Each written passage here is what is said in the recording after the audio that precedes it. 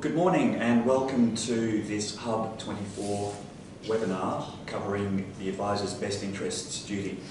My name is Simon Hoyle. I'm Head of Market Insight for Core Data Research, and I'm delighted today to introduce a range of experts to discuss this issue. To my left we have Phil Anderson, General Manager of Policy and Professionalism for the AFA. To Phil's left we have Simon Carradis, who is Senior Associate with the Fold Legal. And at the far end we have Andrew Alcock, who is Managing Director of HUB24. Welcome to you all.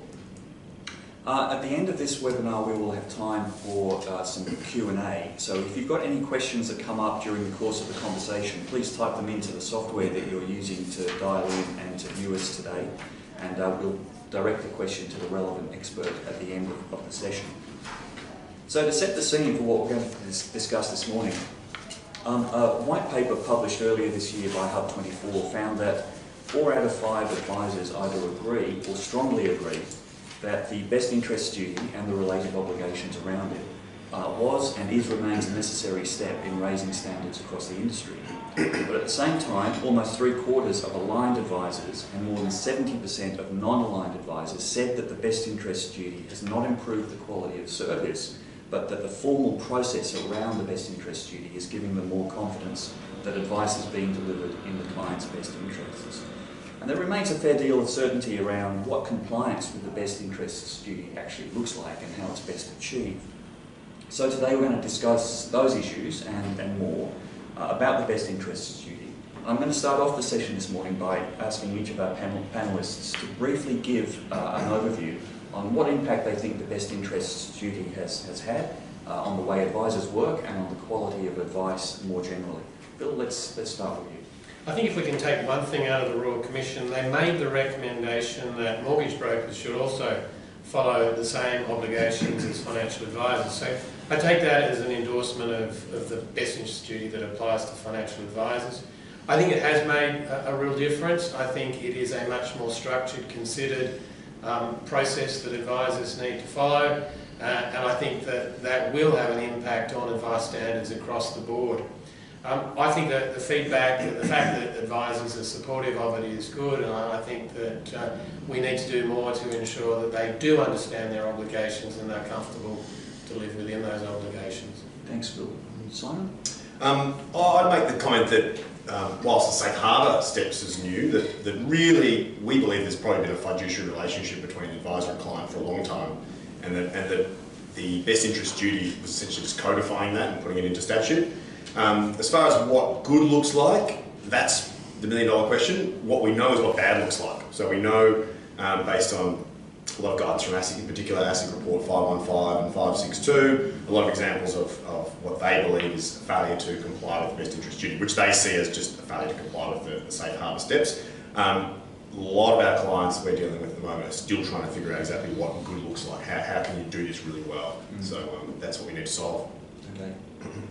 I agree with the panellists. That the interesting thing, though, the advisors themselves from the survey think, and probably though advisors believe they've had a fiduciary duty of enacting their clients' best interests all along.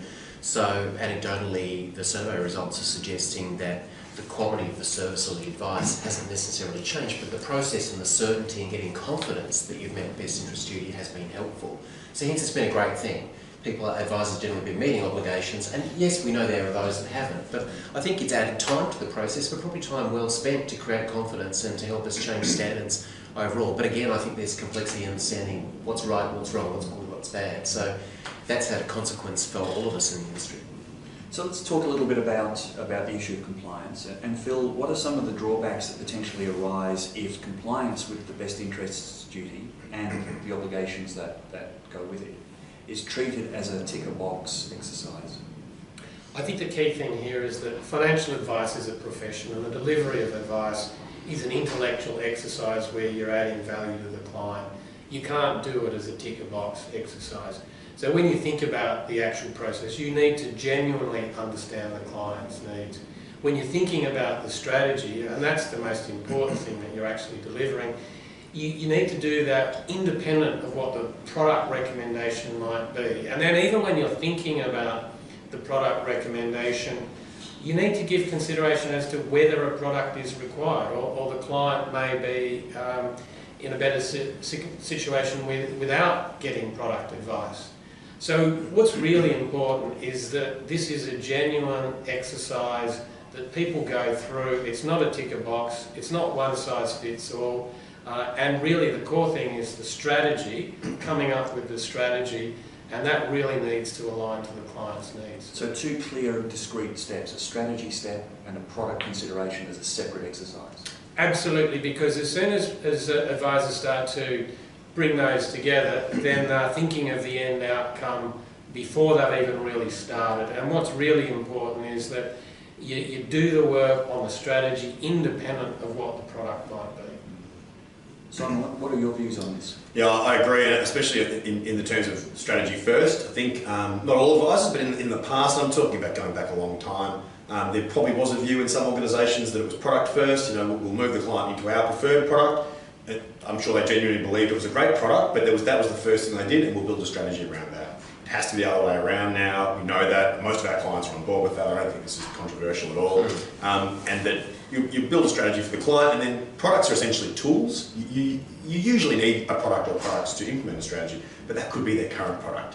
So it can't automatically be, we need to put them in a new product. It could be, all right, let's see if we can implement this using their current product. Is it suitable for them? Is it able to satisfy their needs and objectives? And if it is, great, you can do it. If not, you may consider a replacement product, but it can't be the default. Right.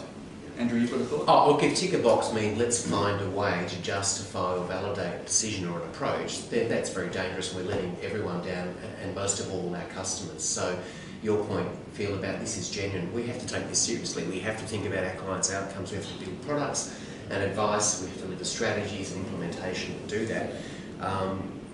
I think we've seen many examples of where the industry has tried to comply or found ways to create a perception of compliance. That's not on, so we need to be genuine with how we approach this. And it's important, is it, to consider that the strategy discussion is tailored specifically for the individual client. That's part of discharging the obligation as well. Absolutely, no question about it. I mean, it's got to start with a genuine understanding of the client, and then everything you do from there is tailored to their needs. Yeah.